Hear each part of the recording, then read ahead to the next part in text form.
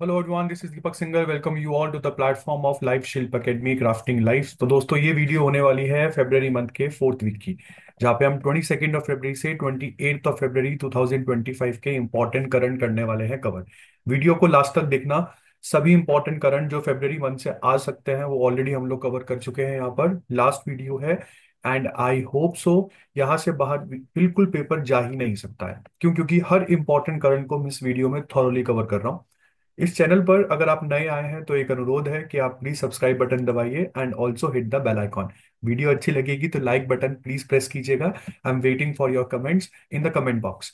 Do share this channel with your friends जो CUT की preparation आपके साथ कर रहे हैं। और आपको पता है सीयूटी के फॉर्म्स आउट हो गए हैं, तो जल्दी जाइए भरिए। और if you need any help, life shield academy हमेशा आप लोगों के लिए है। आइए शुरू करते हैं बेटा।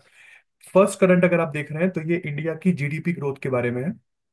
एक संस्था है जिसका नाम है मूडीज।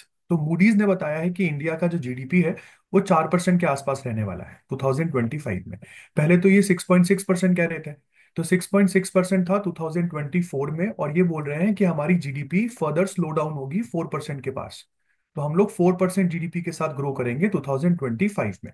जिस रिपोर्ट में ये लिखा है उस रिपोर्ट का Asia Pacific outlook chaos ahead. दोबारा मैं रिपोर्ट का नाम ले रहा हूं, Asia Pacific outlook chaos ahead. तो ये अच्छी रिपोर्ट तो नहीं है और ऑफ कोर्स हमारे लिए। बट हमारे आसपास के देशों में क्या चल रहा है, लाइक चाइना की जीडीपी क्या है।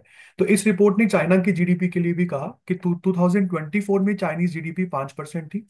इवन वो भी 2025 में फर्दर स्लो डाउन होगी, 4.2% के आसपास होगी। अब ये इतना बड़ा इम्पैक्ट सभी लोगों की जीडीपी पे क्यों पड़ रहा है? तो मूडीज बोलता है ये सब चीज अमेरिका जो टैरिफ्स लगा रहा है दुनिया भर के देशों के ऊपर, उस टैरिफ की वजह से ये सब कुछ हो रहा है।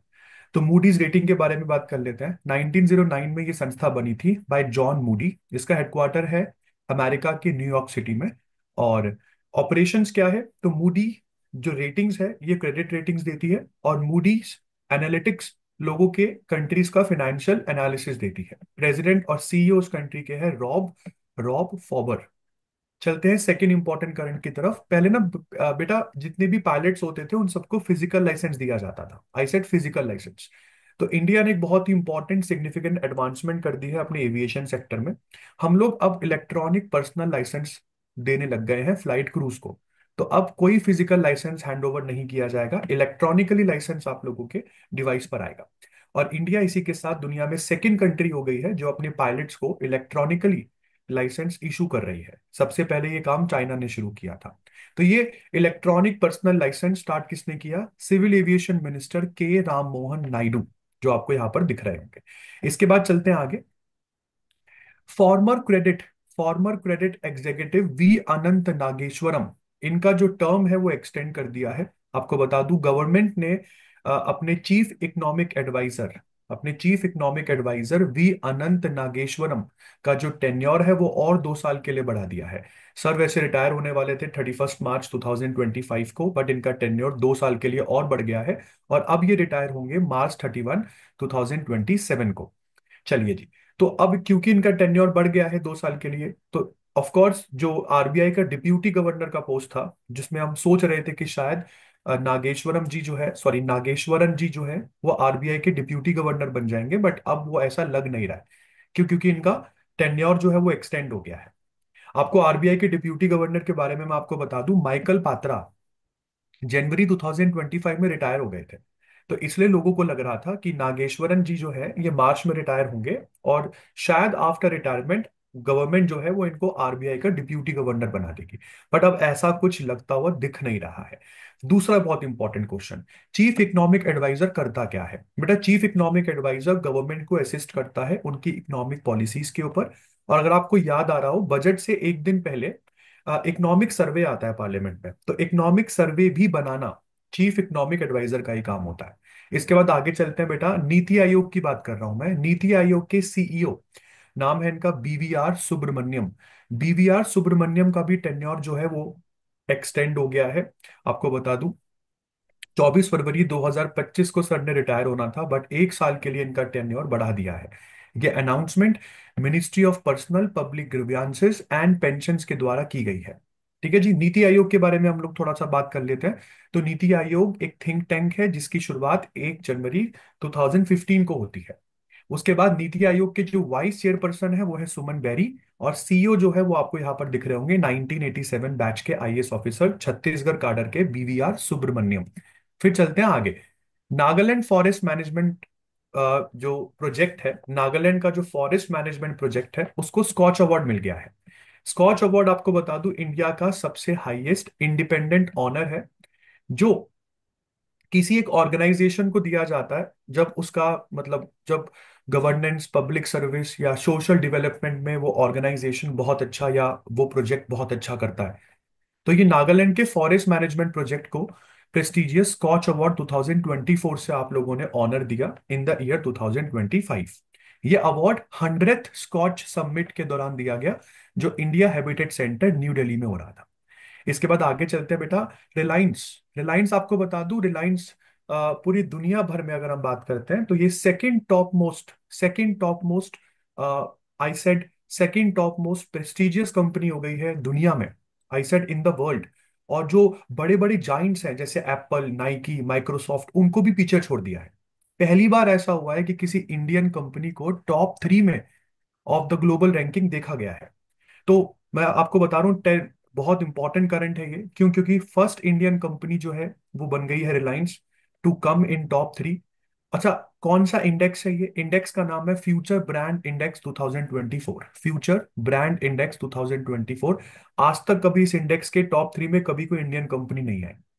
तो रिलायंस आ गई है जो कि नंबर 2 पर है। तो जाहिर सी बात है, आपका मन हो रहा होगा कि नंबर 1 पर कौन है सर? नंबर 1 पर सैमसंग है बेटा, नंबर 1 पे सैमसंग। नंबर 2 पर आपके पास आता है रिलायंस। और बहुत सारे ग्लोबल जाइंट्स को आउट परफॉर्म कर दिया है रिलायंस ने। जैसे कि आप देख रहे हैं, एप्पल, नाइकी, माइक्रोसॉफ्ट सब पीछे चले गए हैं। एप्पल नंबर 3 पर है, माइक्रोसॉफ्ट नंबर 4 पर है, नाइकी नंबर 6 पर है। और आपको ये भी बता दूं, 2023 में रिलायंस कभी नंबर 13 पर होता था। मतलब एक साल में, ऑलमोस्ट एक साल में आप देखते हो 11 पोजीशन आगे नंबर 2 पर आपको ये देखने को मिलता है। इसके बाद top 10 wealthiest women in the world 2025 की ये रिपोर्ट भी हमको फरवरी में मिली। और ये फोर्ब्स फोर्ब्स बिलियनियर लिस्ट जो है वो 2024 की यहाँ पर आती है, फोर्ब्स बिलियनियर लिस्ट 2024। और इस लिस्ट में बताया गया है कि जो विमेन है वो अब ग्लोबल बिलियनियर पॉपुलेशन का 3% कॉन्स्टिट्यूट करती है। मतलब मान के चले कि अगर दुनिया भर में 100 बिलियनियर है तो 100 बिलियनियर में से 3 बिलियनियर विमेन है। ठीक है जी। और टॉप 10 वेल्दिएस्ट वुमेन जो है, दुनिया की टॉप 10 वेल्दिएस्ट वुमेन, अगर उनकी टोटल वेल्थ को आप जोड़ लें तो उनकी टोटल वेल्थ तकरीबन तकरीबन $500 बिलियन से ऊपर होगी। तो ये फोर्ब्स बिलियनियर लिस्ट 2024 में बताया गया। इसके बाद बेटा मोहम्मद शामी की बात कर लेते हैं। मोहम्मद शामी जो इंडियन पेसर है, इन्होंने हिस्ट्री क्रिएट कर दी है। अभी चैंपियंस ट्रॉफी में इंडिया वर्सेस बांग्लादेश का मैच चल रहा था, और ये बन गए हैं fastest Indian to reach 200 ODI wickets. आपको बता दूं, 200 ओडीआई विकेट्स लेने वाले 110 मैचों में, मात्र इन 110 मैचेस, बन गए हैं fastest Indian pacer Mohammed Shami. इससे पहले ये रिकॉर्ड अजीत अगरकर का था, जिन्होंने 133 मैचेस में ये माइलस्टोन अचीव किया था। हालांकि दुनिया भर में तो नहीं सबसे फास्टेस्ट है ये, दुनिया भर में ऑस्ट्रेलिया के मिचेल स्टार्क है, जिन्होंने 200 विकेट्स का आंकड़ा मात्र 102 मैचेस में छुआ है। इन्होंने 110 मैचेस में लिया है। इसके बाद रोहित शर्मा की बात करते हैं। रोहित शर्मा ने भी यहाँ पे रिकॉर्ड क्रिएट कर दिया है चैंपियंस ट्रॉफी जो अभी चल रही है। ये बन गए हैं सेकंड फास्टेस्ट बैट्समैन, जिसने 11,000 ओडीआई रन कंप्लीट करे हैं। नंबर 1 पर ऑफ कोर्स विराट कोहली है। विराट कोहली ने 11,000 रन जो है वो 222 इनिंग्स में पूरे करे थे। हाँ, और अगर मैं रोहित शर्मा की बात करता हूँ तो रोहित शर्मा ने 11,000 रन पूरे करे हैं 261 इनिंग्स में, 261 इनिंग्स में। और नंबर 3 पर भी आपको सचिन तेंदुलकर ही दिख रहे होंगे। तो दुनिया में टॉप 1, टॉप 2, टॉप 3 तीनों में आपको इंडियन बैट्समैन ही देखने को मिलेंगे। इसके बाद 22 ऑफ फरवरी को हम लोग सेलिब्रेट करते हैं world scout day. 22 of February को सेलिब्रेट होता है वर्ल्ड थिंकिंग डे। अब आगे चलते हैं। प्राइम मिनिस्टर जो नरेंद्र मोदी जी हैं, उन्होंने इनॉग्रेट करा है school of ultimate leadership, SOUL, school of ultimate leadership conclave 2025। इसका शुभारंभ किया है। और सोल का ये फर्स्ट एडिशन है जिसकी शुरुआत भारत मंडपम न्यू दिल्ली में हुई। तो इन्होंने बताया एड्रेस करते हुए कि जो यूथ है है वही हमारी कंट्री के आर्किटेक्ट है, वही हमको डेवलप कंट्री बनाएंगे 2047 तक। और इन्होंने बताया कि उसका लीडरशिप का क्या महत्व है, what is the importance of leadership in the nation building, और एक्सेलेंट लीडर्स का डेवलपमेंट कितना जरूरी है अक्रॉस ऑल द फील्ड्स। तो जैसे कि मैं आपको पहले ही बता रहा हूँ, ये सोल का पहला एडिशन है। सोल का मतलब the school of ultimate leadership conclave. और सोल का काम क्या है? To train the leaders through a scientific and structured approach. तो लीडर्स को एक बहुत ही साइंटिफिक और स्ट्रक्चर्ड अप्रोच के साथ आने वाले कल के लिए तैयार करना। तो ट्रेनिंग में क्या क्या चीजें एम्फेसाइज होती हैं? सबसे पहले क्रिटिकल थिंकिंग, फिर risk taking ability, solution driven mindset, adaptability to disruptive changes. उसके बाद एफबीआई के डायरेक्टर काश पटेल, इनका नाम आपने कई बार सुना भी होगा। एफबीआई के डायरेक्टर है काश पटेल, और इनको अब US bureau of alcohol tobacco fire arms explosive इसका चीफ बना दिया है। तो US bureau of alcohol tobacco fire arms and explosives, जिसको यूएस एटीएफ कहते हैं, इसका चीफ बना दिया है। तो न्यूली अपॉइंटेड एफबीआई डायरेक्टर काश पटेल एफबीआई के साथ साथ यूएस एटीएफ को भी लीड करेंगे। ठीक है जी। इसके बाद आगे बात करते हैं बेटा, फॉर्मर आरबीआई गवर्नर, आपको पता होगा 25th गवर्नर थे शक्तिकांत दास। एक बार बेटा कंफर्म कर लेना, I am not so sure 25th थे या 24th थे। हाँ, 25th गवर्नर थे शक्तिकांत दास। तो शक्तिकांत दास अब रिटायर हो गए हैं, क्योंकि 26 गवर्नर में आपके पास संजय मल्होत्रा आ गए हैं। तो अब शक्तिकांत दास को आरबीआई का गवर्नर तो दोबारा से डी अपॉइंट नहीं किया, बट शक्तिकांत दास को प्रिंसिपल सेक्रेटरी नंबर 2 अपॉइंट कर लिया है टू पीएम। तो शक्तिकांत दास जी प्राइम मिनिस्टर मोदी के लिए प्रिंसिपल सेक्रेटरी 2 रहेंगे। इसका मतलब principal secretary prime minister Modi के दो हो गए, तो ये दूसरे हैं। क्यों भाई? क्योंकि हमको पता है किस तरीके से कोविड 19 में कितने सारे इकोनॉमिक चैलेंजेस को सर ने मैनेज किया, किस तरीके से ट्रेड वॉर को मैनेज किया, किस तरीके से इंडिया की जीडीपी स्लोइंग जीडीपी को मैनेज किया, शक्तिकांत दास ने किस तरीके से रुपी की वॉलेटिलिटी को रोका। तो फॉर्मर आरबीआई गवर्नर 2018 से गवर्नर थे, 2024 तक रहे। और डीमोनेटाइजेशन भी अगर आप देखते हैं तो बहुत से क्रिटिकल पीरियड्स में सर ने इंडियन इकोनॉमी को संभाला। शक्तिकांत दास 1980 बैच के आईएएस ऑफिसर है, तमिलनाडु काडर के। तो शक्तिकांत दास अब आरबीआई के गवर्नर तो नहीं है, बट अब ये प्रिंसिपल सेक्रेटरी 2 बन गए हैं टू प्राइम मिनिस्टर मोदी। इसके बाद बात करते हैं इंडियन बायोलॉजिस्ट पूर्णिमा देवी बर्मन की। तो renowned wild life conservationist Purnima Devi Burman जो है, इनको time magazine women of the year 2025 list में नंबर मिला है, मतलब वहां पे एक प्लेस मिली है। अपने आप में बहुत बड़ी बात है कि टाइम मैगजीन में women of the year 2025 list में आपका नाम आना। तो wildlife conservationist Purnima Devi Barman, she has been featured in the Time magazines women of the year 2025 list, जो रिकॉग्नाइज कर रहा है मैडम के एक्स्ट्रॉर्डिनरी लीडरशिप क्वालिटीज को। और अ, इनकी वजह से एक बहुत ही इक्विटेबल और एक सस्टेनेबल वर्ल्ड देखने को मिलता है आपको। And she is the only Indian है, ये भी बता दूं, इस लिस्ट में फीचर होने वाली she is the only Indian along side the global figures like Nicole Kidman, मतलब फ्रांस के पेलिकॉट, मतलब जी पेलिकॉट, निकोल किडमैन। तो ये कुछ ग्लोबल फिगर्स हैं। इन ग्लोबल फिगर्स के साथ इनका नाम भी जोड़ा गया है, तो इनके मतलब अपने आप में इनके लिए बहुत बड़ी बात है, क्योंकि ये फर्स्ट इंडियन है और ओनली इंडियन है to be featured in this list. इनके अलावा कोई इंडियन दूर दूर तक आपको देखने को नहीं मिलेंगे। अच्छा, क्या किया था इन्होंने? तो बर्मन जो है वो जानी जाती हैं अपने रिमार्केबल एफर्ट्स के लिए in conserving the greater stork. Stork of course एक प्रजाति है, इसको इसको हरगिला भी बोलते हैं। तो she has done remarkable work in conserving the greater adjutant stock, जिसको हरगिला कहते हैं, जिसकी वजह से एनवायरनमेंट कंजर्वेशन, सोशल एम्पावरमेंट, ये सारी चीजें भी मैडम ने इन्फ्लुएंस करी। इसके बाद बात करते हैं विश्वा राजकुमार के बारे में। विश्वा राजकुमार, इन्होंने जीत लिया है memory league world championship 2025। Can you just imagine, 20 साल के हैं ये विश्वा राजकुमार। और मात्र 13.5 सेकंड्स में, 13.50 सेकंड्स में इन्होंने 80 डिजिट्स याद कर लिए। रिकॉर्ड ब्रेकिंग परफॉर्मेंस दिया। He was able to recall 80 digits in just 13.5 seconds. शायद मैं एक फोन नंबर भी याद कर लूं तो बड़ी बात है। अच्छा, how how he was able to do that? तो बहुत ही एंशियंट टेक्निक इन्होंने यूज करी, यहाँ पर ये बताते हैं। जो मतलब चीजों को जगहों के साथ जोड़कर इस तरीके से चीजों को याद किया जा सकता है। तो शोकेस करता है इनकी बहुत ही एक्स्ट्रॉर्डिनरी मेंटल एजिलिटी और इनके मेमोराइजेशन स्किल्स को। इसके बाद 24 फरवरी को दोस्तों हम सेलिब्रेट करते हैं सेंट्रल एक्साइज डे। नेक्स्ट आ गया यूनेस्को। तो यूनेस्को ने ना अभी कैंपेन लॉन्च किया है। कैंपेन का नाम है imagine a world with more women in science. अच्छा है, imagine a world with more women in science. तो एक्चुअली में international day of women and girls in science ये सेलिब्रेट होता है 11 फरवरी को, ठीक है।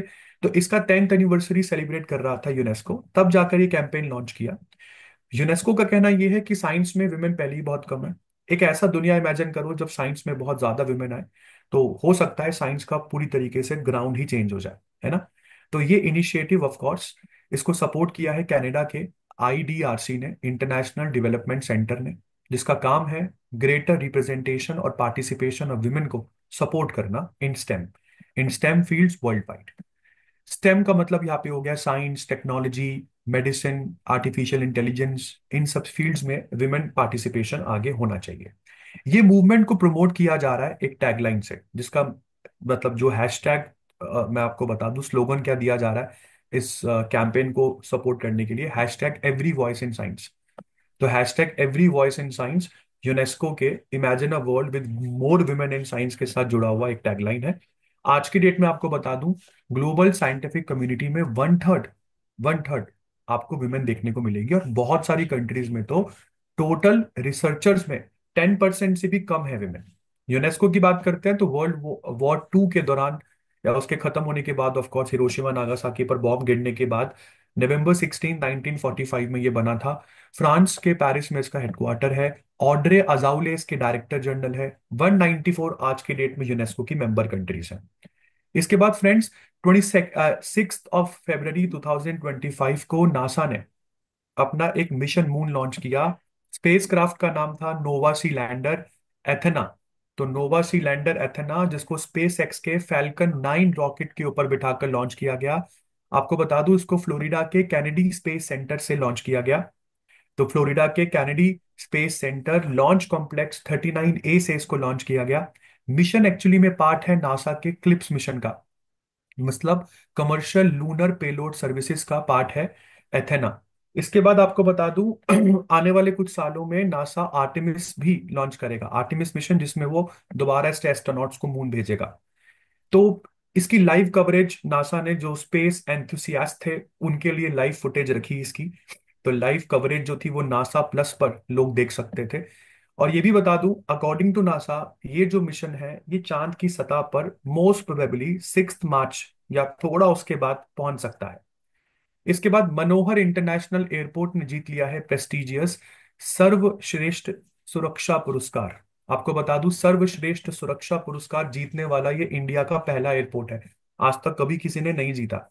ये अवार्ड ललित मुंबई में एक सेरेमनी चल रही थी, उस दौरान मनोहर इंटरनेशनल एयरपोर्ट को ये प्राइज दिया गया। जो मनोहर इंटरनेशनल एयरपोर्ट है ये गोवा का एयरपोर्ट है, जिसको मैनेज करता है जीएमआर। ठीक है जी। और आप अब इसको क्यों दिया गया है ये सर्वश्रेष्ठ सुरक्षा पुरस्कार, गोल्डन ट्रॉफी क्यों मिला है इसे? क्योंकि इतने सालों में कोई भी इंसिडेंट रिकॉर्ड नहीं किया गया है, तो जीरो इंसिडेंट मेंटेन किया है इन लोगों ने। बेस्ट सेफ्टी प्रैक्टिसेस को इंप्लीमेंट किया है।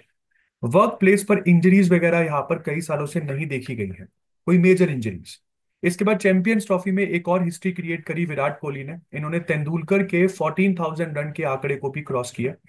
And now he has become the fastest Indian cricketer to surpass 14,000 runs in international cricket, जो नाम कभी पहले सचिन तेंदुलकर का हुआ करता था, अब विराट कोहली का है। तो विराट कोहली ने एक और बार हिस्ट्री को अपना रिराइट किया है। फास्टेस्ट बैट्समैन है in the world to reach 14,000 ODI runs in just 287 innings. केवल 287 इनिंग्स में ये काम कंप्लीट किया है। सचिन तेंदुलकर ने ये 350 इनिंग्स में किया था। कुमार संगकारा ने 378 इनिंग्स में किया था। तो एक बहुत बड़ा स्कोर है ये। इसके बाद आरबीआई की बात करते हैं बेटा। आरबीआई ने लॉन्च कर दिया है फाइनेंशियल लिटरेसी वीक, जिसका ज्यादातर फोकस विमेन प्रॉस्पेरिटी पे रहेगा। ये पूरा की पूरा वीक 24 फरवरी से 28 फरवरी तक चला, जिसकी थीम थी फाइनेंशियल लिटरेसी, विमेन्स प्रॉस्पेरिटी। इस लॉन्च को इनॉग्रेट किया आरबीआई के 26th गवर्नर संजय मल्होत्रा जी ने। इसके बाद आरबीआई की बात सुन लीजिए। 1935 में ये बैंक बना था। मुंबई महाराष्ट्र में इसका हेडक्वार्टर है। संजय मल्होत्रा इस समय गवर्नर है। फिर उसके बाद आता है इंडिया देश का प्राकृतिक परीक्षण अभियान। बहुत इंपॉर्टेंट है यार ये। क्योंकि ये देश का प्राकृतिक परीक्षण अभियान जो है, इसने एक दिन में 5 वर्ल्ड रिकॉर्ड सेट कर दिए हैं। तो इंडिया ने एक नया ग्लोबल बेंचमार्क हेल्थ केयर और आयुर्वेद में सेट कर दिया है विद दिस कैंपेन। कैंपेन का नाम क्या है? देश का प्रकृति परीक्षण अभियान। 5 गिनीज वर्ल्ड रिकॉर्ड बना दिए इसने। और ये देश का प्रकृति परीक्षण अभियान जो है, इसको कौन लीड कर रहा था? तो NCISM। NCISM का मतलब है national commission for Indian system of medicine. इस पूरे कैंपेन को सपोर्ट किया जा रहा था मिनिस्ट्री ऑफ आयुष के द्वारा। और इसका पहला फेज जो है वो मुंबई में कंक्लूड हुआ। अब सबसे इंपॉर्टेंट चीज जो आप लोगों में सभी में चल रहा होगा कि सर कौन कौन सी फील्ड में गिनीज वर्ल्ड रिकॉर्ड बनाया। सबसे पहला, most pledges received for a health campaign in a week. मतलब एक वीक में सबसे ज्यादा प्लेज रिसीव करने का रिकॉर्ड। फिर एक मंथ में सबसे ज्यादा प्लेज रिसीव करने का जो रिकॉर्ड है, ये सेकंड है। उसके बाद most pledges received for a health campaign overall. किसी भी हेल्थ कैंपेन को इतनी सारी प्लेजेस आज तक कभी नहीं मिली। तो ये थर्ड रिकॉर्ड इसका है। Fourth record, largest online photo album of people displaying a digital certificate. इतने ज्यादा लोगों ने यहाँ पर डिजिटल सर्टिफिकेट को दिखाते हुए अपनी फोटोज वायरल करी या पोस्ट करी रिलेटेड टू वन कैंपेन, आज तक कभी नहीं हुआ था। ये फोर्थ रिकॉर्ड ये है। और फिफ्थ रिकॉर्ड है largest online video album of people saying the same sentence. मतलब एक सेंटेंस बोलने वाले कई सारी वीडियोस, कई सारी ऑनलाइन वीडियो एल्बम। मतलब कितनी? 12,798 वीडियोस कभी भी एक साथ। मतलब 12,798 वीडियोस में जितने लोगों ने वीडियो रिकॉर्ड करी, वो सब एक ही लाइन बोल रहे हैं। तो 5 बड़े बड़े गिनीज जो वर्ल्ड रिकॉर्ड है वो बनाए हैं यहाँ पर देश का प्रकृति परीक्षण अभियान ने, जिसको बैक कर रही थी मिनिस्ट्री ऑफ आयुष। इसके बाद डाटिया। डाटिया बन गया है मध्य प्रदेश का 8th एयरपोर्ट। DGCA ने लाइसेंस दे दिया है। और it is classified under 3C VFR category. तो हर एयरपोर्ट की ना कैटेगरी होती है, इस कैटेगरी को प्लीज याद करके जाना, 3C VFR कैटेगरी। और डाटिया एयरपोर्ट मध्य प्रदेश का 8th पब्लिक एरोड्रोम एयरपोर्ट है। मोहन यादव मध्य प्रदेश के MP CM है। मंगूबाई चंगाबाई पटेल चग्गनबाई पटेल गवर्नर है। भोपाल है मध्य प्रदेश के कैपिटल। और ये नेशनल पार्क्स और वाइल्ड लाइफ सेंचुरीज कुछ कुछ मैं लेकर आया हूं जो MP की फेमस है। इसके बाद वेस्ट बंगाल को मिल गया है ईस्ट इंडिया का पहला एस्ट्रोनॉमिकल ऑब्जर्वेटरी। बिल्कुल सही समझ रहे हैं आप। ईस्ट इंडिया का पहला एस्ट्रोनॉमिकल ऑब्जर्वेटरी वेस्ट बंगाल में सेटअप किया गया है, जिसका नाम रखा गया है Satyendra Nath Bose national centre for basic sciences.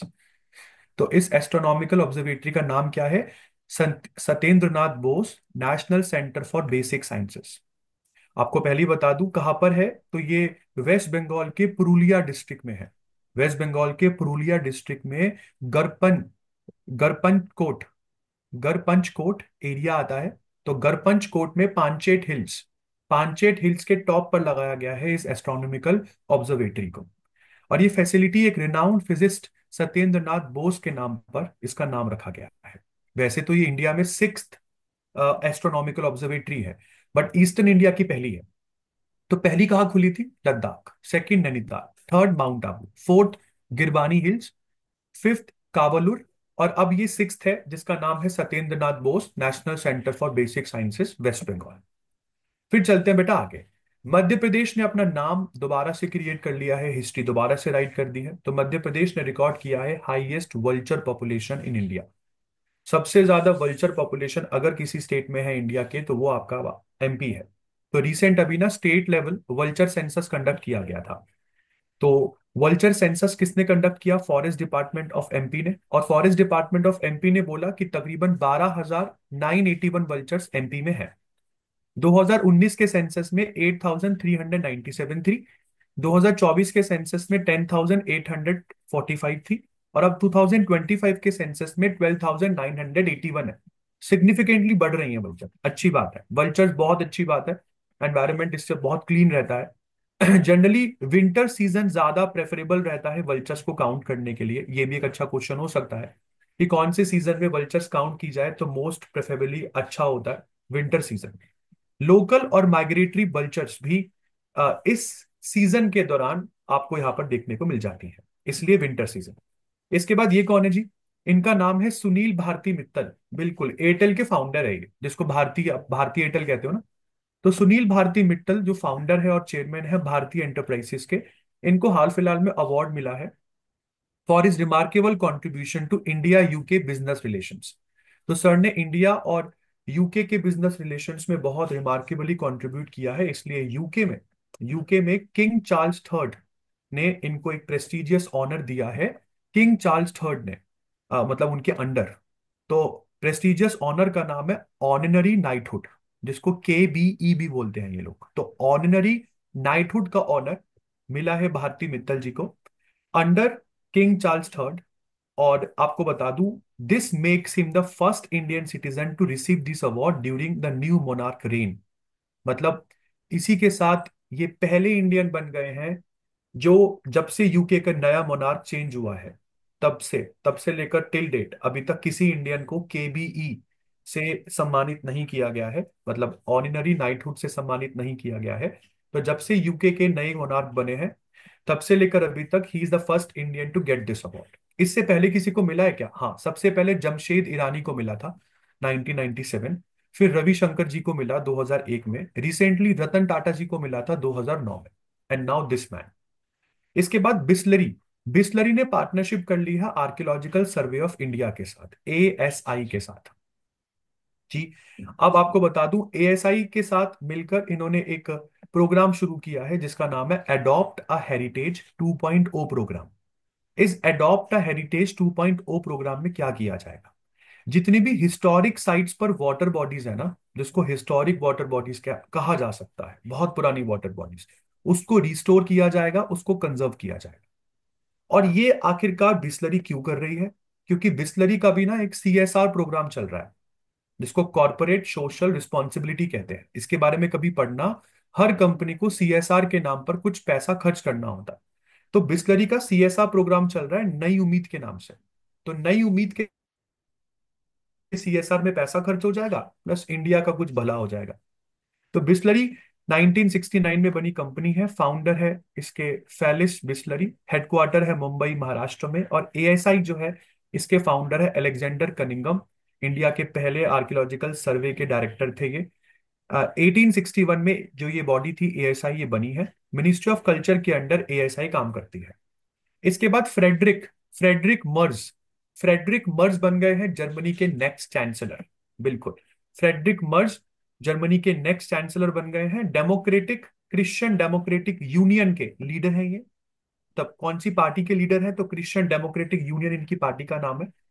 और ये कंट्री के अगले चांसलर है, क्योंकि इनकी पार्टी नेशनल इलेक्शन में जीत गई, विच कंक्लूडेड ऑन 23 फरवरी 2025। और आपको पहले ही बता दूं, फ्रेडरिक मर्ज का कोई गवर्नमेंट बैकग्राउंड नहीं है, मतलब कोई गवर्नमेंट रोल इनसे पहले इन्होंने कभी नहीं होल्ड किया है। हाँ, ये जर्मन पॉलिटिक्स में एक लॉन्ग टाइम फिगर जरूर रहे हैं, क्योंकि ये अपने कंजर्वेटिव स्टांस के लिए बहुत जाने जाते हैं। इसके बाद नमिता गोखले की एक नई बुक आई है, which is life on Mars, a literary exploration of love fate and mythology. तो ये बुक लिखी है नमिता गोखले ने, life on Mars, a literary exploration of love fate and mythology. तो अच्छी बुक है। जनवरी 2025 में रिलीज हुई थी। और मतलब it is a mixture of 15 short stories. तो अच्छी बुक है। इसके बाद आगे बात करते हैं बेटा, INS गाइडर। इंपॉर्टेंट करंट हो सकता है ये, प्लीज उसको ढंग से पढ़िएगा। माफ कीजिएगा, INS गुलदार जो है, ये अब डी कमीशन हो गया है। एक नेवल वॉरशिप था INS गुलदार। और आपको बता दूं, सिंधु दुर्ग कोस्ट के पास इसको डुबाया जाएगा। सर क्या होगा इसे डुबाने के बाद? स्कूबा डाइवर्स को, मतलब स्कूबा डाइवर्स के लिए एक बड़ा एडवेंचरस स्पोर्ट रहेगा। तो ये एक्स INS गुलदार है, जो कि एक landing ship tank medium range का, इसको सौंप दिया गया है Maharashtra Tourism Development Corporation Limited को। और इसी के साथ ये शिप डुबाया जाएगा और इंडिया का पहला अंडर वाटर म्यूजियम और आर्टिफिशियल रीफ क्रिएट किया जाएगा एक नेवल शिप के साथ। तो ये शिप जो है, ये MTDC को ट्रांसफर कर दिया गया है। और MTDC जो है, वो इस शिप में से सारे पॉल्यूटेंट्स वगैरह को रिमूव करेगी पहले, एनवायरनमेंट के सारे क्लियरेंसेस लेगी। उसके बाद जितना भी NOC वाला काम है वो सब, नो ऑब्जेक्शन सर्टिफिकेट सबसे लेने के बाद, फिर इस शिप को सिंधु दुर्ग के पास डुबा दिया जाएगा, सभी सेफ्टी प्रोटोकॉल्स को फॉलो करते हुए। इससे पहले भी इंडिया में कुछ मेराइन म्यूजियम्स हैं, जैसे कि आईएनएस कुरसुरा। आईएनएस जो कुरसुरा है ये विशाखापत्तनम के पास है। आईएनएस विक्रांत ये ब्रिटिश बिल्ट एयरक्राफ्ट है, इसको भी म्यूजियम में कन्वर्ट कर दिया है। ठीक है, बट कोई भी म्यूजियम अंडर वाटर नहीं है। अंडर वाटर म्यूजियम नहीं है, ये सारे के सारे शिप्स जो म्यूजियम में कन्वर्ट हो रखे हैं ये तैर रहे हैं पानी के ऊपर अभी भी। तो आप जाकर घूम सकते हैं, है ना। ये जो आईएनएस गुलदार है ये इंडिया का अंडर वाटर जो एक तरीके से म्यूजियम बनने वाला है, पहला। फिर है आईएनएस कुदालोर। आईएनएस कुदालोर पौंडीचेरी के पास है, और इसको 2018 में जो है अंडर वाटर म्यूजियम में टर्न किया गया था, पहले नहीं था, इसको टर्न किया गया था। तो स्टार्टिंग से ही जो शिप अंडर वाटर म्यूजियम में टर्न होगा दैट इज आईएनएस गुलदार। एमटीडीसी का काम है ये सब करना। इसके बाद पंकज अडवाणी ने जीत लिया है 2025 का एशियन स्नूकर चैंपियनशिप। तो बहुत नाम है इनका बिलियर्ड्स में। इन्होंने अमीर सरकोश को हरा दिया है, ईरान के अमीर सरकोश को फाइनल्स में। और इस विक्ट्री के साथ इनका ये 14th एशियन टाइटल है, मतलब इससे पहले ये 13 टाइटल्स और जीत चुके हैं, तो ये इनका 14th एशियन टाइटल है स्नूकर और बिलियर्ड्स फॉर्मेट में। सबसे पहले मैं आपको इस एशियन स्नूकर चैंपियनशिप के बारे में बता दूं। ये Qatar billiard sport federation host कर रहा था, कतर की कैपिटल दोहा में 15 से 21 के बीच में ये चल रही थी। ऑर्गेनाइज कौन कर रहा था इसको? होस्ट तो कर रहा था Qatar Billiard Sports Federation, organise कर रहा था Asian Confederation of Billiard Sport. Asian Confederation of Billiard Sports की फाउंडेशन 1984 में होती है as a Asian Billiards and Snooker Federation के रूप में। बाद में इसका नाम चेंज हो जाता है। आज की डेट में अपना ACBS के पास 25 मेंबर कंट्रीज हैं, हेडक्वार्टर इसका भी कतर के दोहा में है। इसके बाद बेटा 27 फरवरी को सेलिब्रेट होता है वर्ल्ड एनजीओ डे। नेक्स्ट है प्राइम मिनिस्टर नरेंद्र मोदी। ये अटेंड करने वाले हैं असम के सबसे बड़े झूमूर इवेंट में। ये मैंने आपको पहले भी बताया था कि झूमूर इवेंट सबसे ज्यादा डांसर्स एक साथ डांस करेंगे यहाँ पर, और ये Guinness book of world record में दोबारा से नाम दर्ज होगा। तो ये बिगेस्ट एवर झूमूर इवेंट होने वाला है कहाँ पर? सरू सजाई स्टेडियम गुवाहाटी, ड्यूरिंग द झुमोई बिनांदनी 2025। तो झुमोई बिनांदनी 2025 के दौरान झुमूर इवेंट, जो कि गुवाहाटी के सजाई स्टेडियम में होगा, वहां पर नरेंद्र मोदी भी पहुंचेंगे। और रिकॉर्ड ब्रेकिंग 8600 डांसर्स यहाँ पे झूमूर डांस परफॉर्म करेंगे। तो झूमूर एक फोक डांस है जो कि सदर्न एथनो लिंग्विस्टिक ग्रुप में बहुत फेमस है, जिनका ओरिजिन छोटा नागपुर में माना जाता है। और ये डांस टी गार्डन फेस्टिवल में एक बहुत सेंट्रल रोल प्ले करता है। विमेन ही यहाँ पर मेजरली डांसर्स होती हैं, सिंगर्स होती हैं, जबकि मेन जो है वो ट्रेडिशनल इंस्ट्रूमेंट्स प्ले करते हैं, जैसे कि मदल, ढोल, धक, सिंबल्स, फ्लूट्स, शहनाई। तो ये काम मेन का होता है। जनरली डांसर सारी फीमेल होती हैं, सिंगर सारी फीमेल होती हैं। इसके बाद फ्रेंड्स डीआरडीओ और इंडियन नेवी ने मिलकर सक्सेसफुली कंडक्ट कर दिया है NASM-SR मिसाइल का ट्रायल। NASM-SR मिसाइल का मतलब क्या है? इसका मतलब है naval naval anti ship missile. It is a naval anti ship missile. SR का मतलब हो गया एक तरीके से शॉर्ट रेंज। तो इस शिप की टेस्टिंग, इस मिसाइल की टेस्टिंग एक हेलीकॉप्टर से की गई है, ये भी मैं आपको बता दूं, जैसे कि आप शो देख रहे होंगे। तो ये पहला फ्लाइट ट्रायल है, पहली NASM मिसाइल का, ऑन February 25। ये कहां पर हुआ है टेस्ट? तो इंटीग्रेटेड टेस्ट रेंज फैसिलिटी, जो कि उड़ीसा के चांदीपुर में है।